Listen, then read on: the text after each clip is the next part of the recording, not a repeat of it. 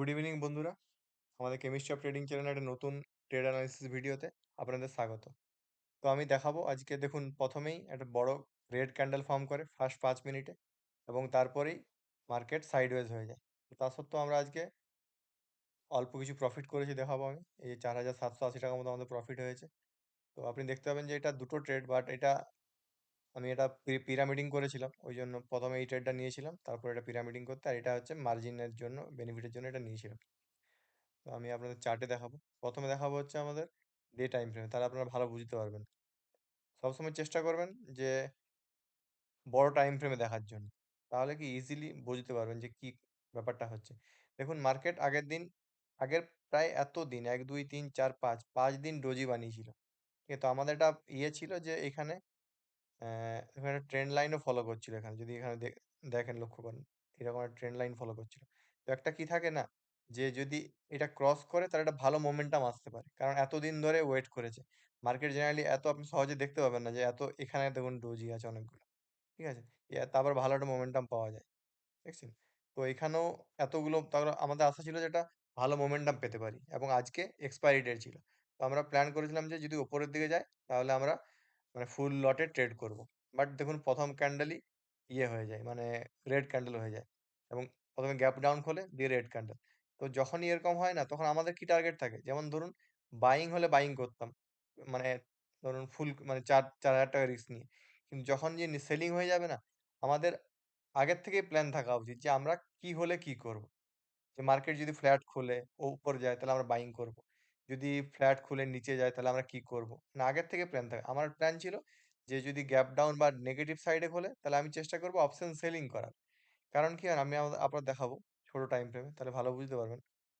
যে এই দেখুন যখনই এখানে খুলেছে, আর এটা এত বড় ক্যান্ডেল বানিয়েছে এখানে 24,500। এবার দেখুন এখানে একটা সাপোর্টও আছে নিচে 24,400-র কাছাকাছি, এই যে এখানে সাপোর্ট ছিল। ঠিক আছে, তো মার্কেট কি হবে, আর আমরা ভেবে রেখেছি যে আমরা বাইং করব। যদি এই রকম জায়গায় সেলিং এ খুলে যায়, তখন আমাদের উচিত, যেহেতু আমরা অপোজিট ট্রেন্ড যাচ্ছি, আমাদের উচিত যে আইদার কোয়ান্টিটি কমিয়ে নেওয়া এবং অপশন সেলিংও করতে পারি চাইলে আমরা। ঠিক আছে, তো আমরা কি করেছিলাম, কোয়ান্টিটি কমিয়েছিলাম এবং অপশন সেলিং করেছিলাম। ওকে, তো আমাদের কি টার্গেট ছিল যে এইটা এত বড় রেড ক্যান্ডেল হয়েছে, তো একটা পুল ব্যাক দেবে, মানে এখান থেকে আমরা শর্ট করবো না জেনারেলি, পুল ব্যাক দেবে, তারপর এম বা শুটিং স্টার বা কিছু হলে সেখান থেকে আমরা শর্ট করবো। ঠিক আছে, জেনারেলি এরকম টার্গেট হয়। তো এখানে কি হয়েছে দেখুন, এখানে এসছে, এখানে একটা গ্রিন ক্যান্ডেল বানিয়েছে। তো আমি একটু রিস্ক নিয়েই এখানে আহ, 2 লট শর্ট করি এবং এখানে স্টপ লস রাখি এইসব জায়গায়। এবার ওটা আসার পর তারপর নিচে যায় আবার দেখুন। কিন্তু আমি যদি না করতাম না, তাও কোনো প্রবলেম হতো না, কারণ আমি আরেকটা ট্রেড পেতাম এখানে। সবসময় এই জন্য বলা হয় যে ওয়েট করতে। ঠিক আছে, লাইফে সবসময় যে কোনো জিনিসেই মানে আপনাকে লাইফ সেকেন্ড চান্স দেবেই দেবে, মার্কেটেও তাই। তো আমরা নিয়ে নিই, এটা আমাদের ভুল করি।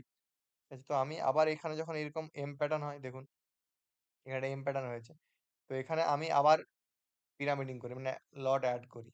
ঠিক আছে, তো এখানে করি এবং দেখুন সাইডওয়েজ হয়ে গেছে। তো এখানে ভালোই, এখানে পর্যন্ত প্রায় 7,000 টাকা প্রফিট চলছিল। এখানে যেতে যেতে এখানে দেখুন আমাদের স্টপ লস হিট হয়ে গেছে। তো এই প্রায় 3টের দিকে। এই সময় কি হয় না, প্রিমিয়াম অনেক বেড়ে যায়। মানে নর্মালি এখানে কি হবে, এখানে দেখুন চার্টটা এরকম আছে, এরকম। কিন্তু যদি অপশন প্রিমিয়ামের চার্ট দেখেন, তাহলে চার্টটা দেখতে পাবেন এরকম থাকে, এরকম এলো, এরকম এরকম এরকম নিচে নিচে থাকে। ঠিক আছে, কিন্তু যখন লাস্ট মোমেন্টে এইসব জায়গায় যদি আপনার উল্টো দিকে মোমেন্টাম দিয়ে দেয় না, তাহলে আমার স্টপ লস এইসব জায়গায় ছিল। তা সত্ত্বেও এখানে স্টপ লস হিট হয়ে গেল। কিছু করার নেই, আমি না হলেও হয়তো আরো ধরুন 3-4 হাজার টাকা বেশি পেতাম, বাট ইটস ওকে। এই মার্কেটে, সাইডওয়েজ মার্কেটে প্রফিট পাওয়াটাও ভাগ্যের ব্যাপার। ঠিক আছে, তো এখন মার্কেট বলা যাচ্ছে না, এত মানে শুধু গ্লোবাল সেন্টিমেন্টের উপর ডিপেন্ড করছে। তো দেখা যাক আর কি হয়। আপনারা ভালো লাগলে একটা লাইক, শেয়ার, সাবস্ক্রাইব করে দেবেন। আর নতুন চ্যানেলটা সাপোর্ট করে দেবেন। আর আপনাদের আজ প্রফিট হয়েছে না লস হয়েছে, আপনারা চাইলে কমেন্ট করে জানাতে পারেন। Thank you so much.